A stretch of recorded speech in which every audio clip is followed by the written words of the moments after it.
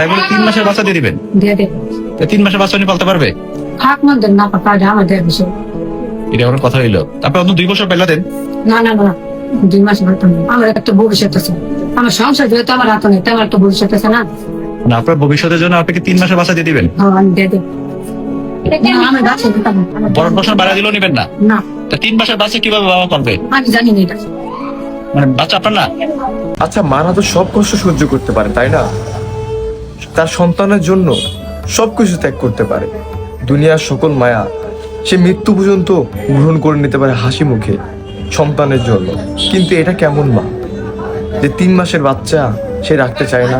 সে বলে আমারও ভবিষ্যৎ আছে, আমি এটা রাখবো না। কিভাবে পালবে তার হাজবেন্ড, তার বাবা কিভাবে পালবে সে জানে না। কতটা মানে এই বাচ্চার অপরাধ ছিল কি? তাকে দুনিয়ায় আনছে আপনারাই, আপনাদের বিচ্ছেদ হচ্ছে।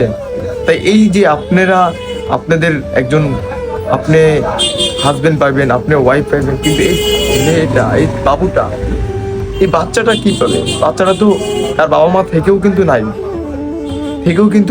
তার বাবা মা শেষ হয়ে গেল, নাই হয়ে গেছে আপনাদের বিচ্ছেদের কারণে, আপনাদের ভুলের কারণে। কি মর্মাহত একটা কথা, কি মর্মাহত একটা ঘটনা যে তার মাও রাখতে চায় না তার 3 মাসের বাচ্চাকে।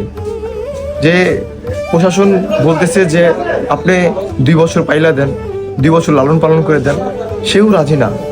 তার ভবিষ্যৎ আছে, তারও নাকি ভবিষ্যৎ। সন্তানের মানে মা বাবা নাকি সন্তানের ভবিষ্যতে চিন্তা করে, সন্তানের ভবিষ্যতের জন্য সবকিছু ত্যাগ করতে পারে।